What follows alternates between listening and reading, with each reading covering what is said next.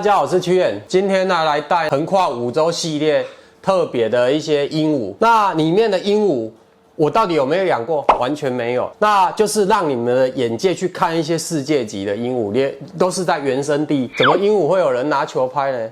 那我觉得非常的特别。这一只鹦鹉在尾巴的部分长了两根球拍。那全世界只有6个品种。全部都在亚洲，所以已经很特别。我相信已经很多人期待了。那要进入正片之前，请先按赞、订阅加开启小铃铛，这个非常重要。那就来带大家去认识一些亚洲带之隐。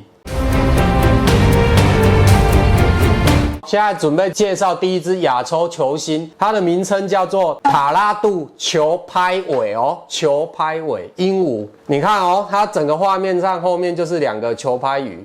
那它的体长大概在28公分。那这种鸟哦，我有稍微去看一下资料，这种鸟好像在公跟母的性别上面比较分明，一些特征上会可以分辨出来。那我为什么不能讲那么细？第一个我没有养过，而且这种资料也没有很多，所以我们讲的是世界，让你们看看有这种鹦鹉的存在，非常的特别。准备要介绍第2只球星了，它叫做金披风球拍尾鹦鹉。金披风的俗称应该是在那个背上就是有一个披风，因为鹦鹉在取名哦，其实不是什么蓝头啦、蓝耳啦、白耳，那个名称稍微看一看都脸红红叫做红脸啦、红甲啦，有没有？都差不多这样。那金披风就是大概它身上披一个金色的披风。那他们在取名一定是跟身体的特色颜色有关，然后以这个学名去做那个取名。然后它这个体长大概在28公分，就是金披风这一只，它整个球星大概到20几，然后等一下会做最后一只介绍，那一只比较特别。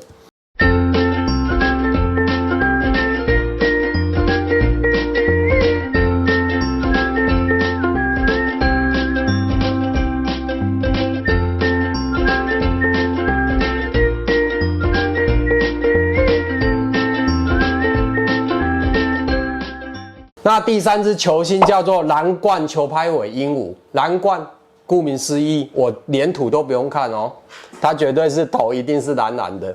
你看尾巴绝对就带2个球拍，代表我们亚洲球网一定很多，球后也很多，有没有？带指引很强哦。它的体长大概在27，也是里面6只里面大概是倒数第2的，它体长稍微小一点。然后第4只叫做绿球拍尾鹦鹉，它整只一定是绿色的嘛，绿球拍，连球拍都绿色的。它体长是在里面算比较大一点的，29公分，所以它那个羽球球拍稍后面还有绑一根水管。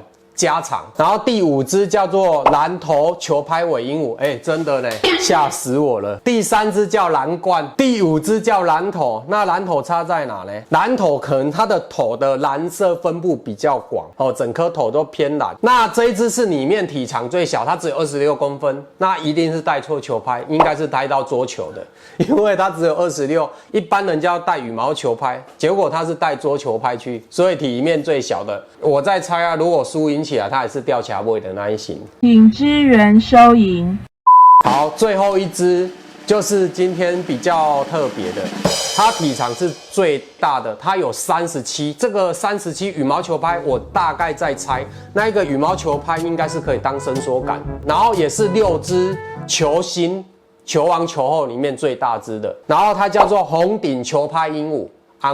红顶就是头这边有一个红顶，你看，然后影片这边就有呈现出来了。它的头这个地方，大概后脑勺这个地方稍微偏红色。那这6只在输赢的话，到底谁比较厉害，我也不知道，可能要去问戴之颖。好啊，以上今天介绍的就是亚洲之行的6只球星、球王、球后。那如果喜欢这种很特别的影片，一定要订阅。那我们下一集也会再持续去做一些5洲之行比较特别的鸟种，一定让你们没有看过的，有看过也没有养过，保证，因为我都没有养过，好不好？今天影片到此结束，拜拜。